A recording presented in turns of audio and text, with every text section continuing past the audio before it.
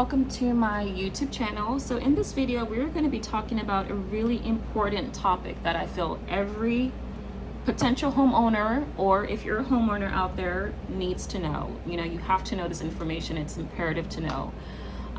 So basically, we're going to be discussing fees that come along with owning a property and things you probably didn't know when it comes to owning a property. As you can see, this scratch is on my wall, so sorry about that, guys.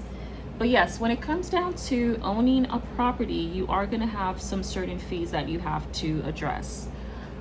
These are fees outside of what the realtor may tell you or your mortgage officer will tell you. So these are just, you know, separate fees that you have to discover on your own as a home buyer, you know, and take that initiative to resolve it. Because if you don't resolve it, they'll send you a bill in the mail. So as you guys know, I recently purchased my property in May. Actually, I purchased it in April of 2022. So that was like quite some months ago. It was a great accomplishment. It's something I've loved.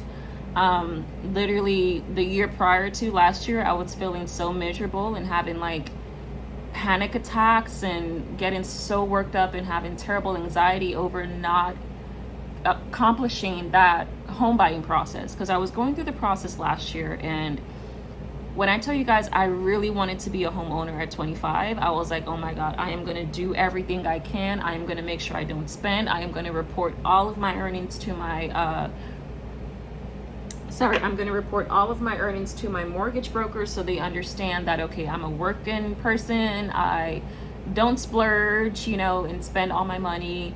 I even think I had a second car and I sold it, you know, because I was like, oh my God, I have to make sure my bank account is flawless. My account statements are just in order and they see that I'm a serious home buyer and I want to purchase this home. So unfortunately, guys, with all that being said, the home was not for me and I did not get approved for the loan. The loan was for right about $200K. And the underwriter at the end, you know how they approve you first, like you get a pre-approval, but then after everything just set in and, you know, came together, they were like, unfortunately, with that being said, your down payment is not as high as we would expect it to be. Along with that, you know, it's just not going to be a fit for you. So unfortunately, they sent me the denial. And I tried going to different mortgage officers to figure out, like, okay, is there a way we can work around this? And they're like, well, first things first, you know, I don't know if your previous mortgage officer told you this, your student loans are piling up. You know, it's making you look bad in a sense because you have good credit, but with the student loans there, they have to incorporate that into your expenses. Expenses goes into credits and, you know, assets and liabilities in a sense. And when the liabilities is just all above, you know, your revenue and your assets, then they cannot approve you at the end for that loan. You know, it's just like it's too much expenses to handle, you know, and unless you're able to satisfy that with like a 50% down payment of what the home loan is, then maybe that would have helped it. And they told me that, like, just make sure you have a satisfiable amount for your down payment. And I just didn't have it. Like, you know, I was just so angry. I was thinking of this, thinking of that. I was just like, I needed to move. And it comes down to poor finances management. You know, I wasn't managing my finances well. Poor management of finances. So that happened to me and I was so pissed off. I was so angry. I didn't even have a good Christmas because I was like, why the fuck am I still renting? Like, excuse my language, but I was like, why was I still renting? I'm like, this is impossible right now. Like all of the things I wanted for my birthday, for Christmas, you know, I couldn't get it, you know, and I was just praying to God, and God was like, your day is coming. You're really going to get what you want, just one step at a time. So that whole fiasco happened June of 2021. So now it took April 2022 for me to just gather my finances, think about what I'm really spending, think about why I really got a hard no, and think about like if I even want to even go back into doing a home loan, or do I just want to pay off my mortgage? Should I just buy the home outright? So a great opportunity came by and I was like, this is God just calling my name right now. Like, I saw the most beautiful home that I wanted. perfect color was white. It was beautiful. It was like black and white. The home wasn't like even in the worst condition ever. Literally everything that you can really say that was wrong about the home was exterior, like needs a paint job, or the grass outside is so tall, the weeds are tall. Nothing interior was like, okay, that is going to be $100,000 job right there, and I'm not going to want to buy this home. No, like it was a great price. I love the rate on that home. Beautiful. The only thing is that I couldn't have my beautiful garage, but I mean, that didn't even matter to me because I was like, oh my God, this property is screaming my name. So I put in my offer. They did deny the first offer because it was like, okay, now you're too low on that. So I had to come back, speak with my realtor. We did a second offer and he accepted it. And I was ecstatic. I was like, wow, I always wanted all of my properties to be in the north, except for my vacation home, has to be in the south. And when he just agreed to this property and the price of it, I was like, Lord in heaven, you are watching me. You are answering my prayers. Thank you. And, he accepted it and we went further with the process, and it was beautiful and immaculate. And I love the property that I'm in today. And thankfully, I never had to do a loan on it. I never had to go through that crap, because what happens when you do a loan, a home loan, if you don't have, of course, $1 million to pay for your home, you have to get a home loan, and with a home loan, you have to qualify for that. It's just like when you want to borrow money or take out a personal loan, they go through your credit, your finances. They have to make sure you're a good applicant before you can just go out and, they'll give you all this money. Like, who's to say you won't pay it back? So you have to qualify for a loan. So for instance, if you want $1 million home, you have to qualify for that. You have to show bank statements that you have 6 figures in your account and you're getting that kind of income every single month.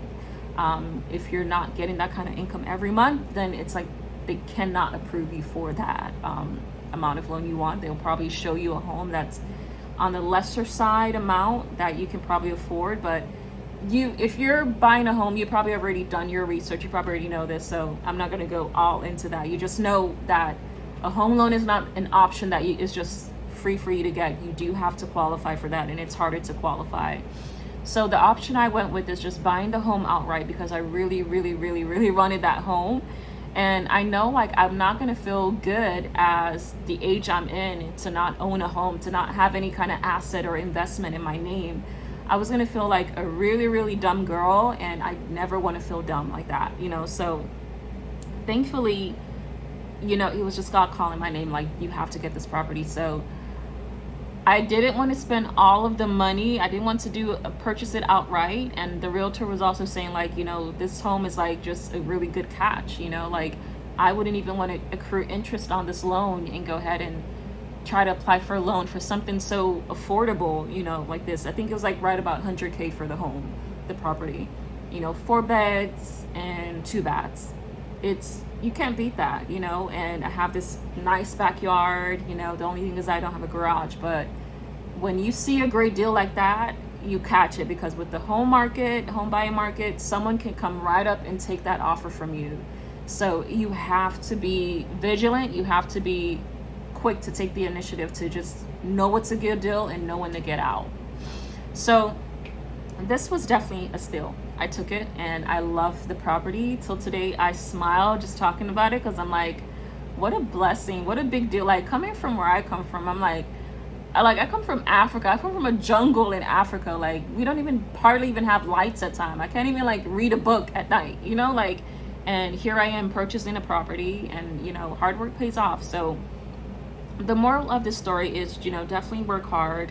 If you do have the funds to pay off your home, or you just want to buy your home outright, definitely do that, because I can't imagine paying interest on a home that, it's a beautiful home. It's my dream home, but I just wouldn't want to shell out that extra $50K or, on a home loan. I wouldn't want to do that. So if you have the money, get through with that, pay it off, and just move on with life, because home loans are crazy. But yes, I do want to discuss fees that come along with owning a home. These are fees that are aside from what you pay whenever you're closing on a home.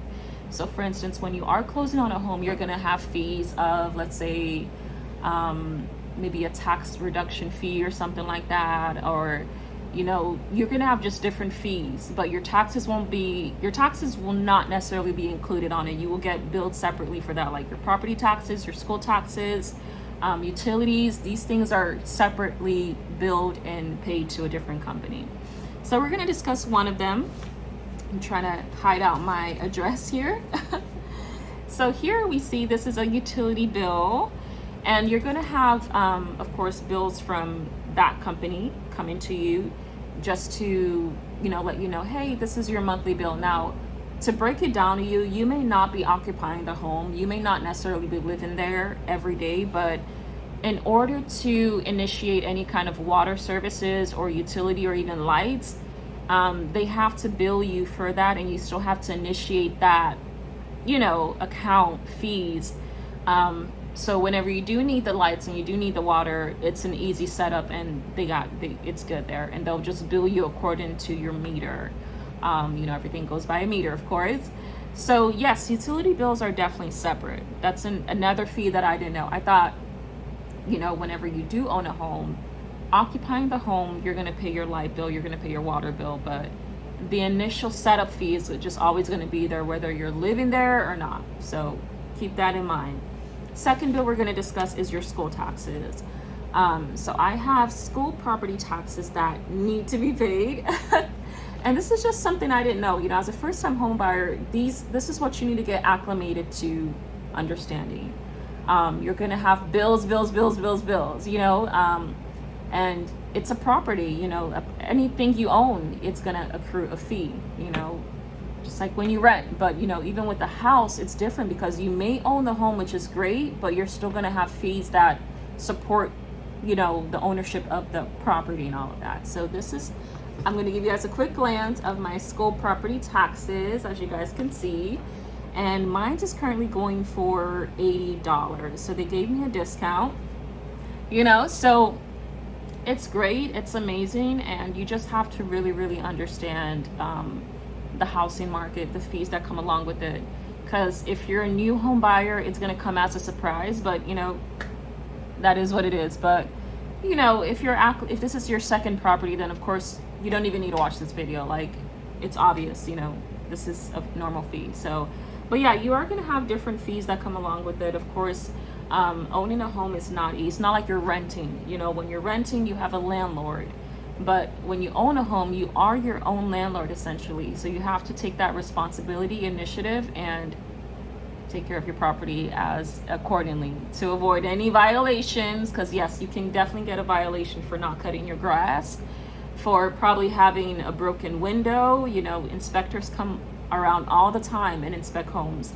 Not interiorly, but like outside, if it's not up to the city code, that's a violation, for the city. So they will send a notice out to you. But if you're keeping your property in good hands and you're maintaining it very well, no need for that. But this is just a little update video, kind of let you know what, you're going to expect as a home buyer, and definitely how to avoid loan fees if you have the cash, and which I know not a lot of people have it, but if you do have the cash, it's just smarter.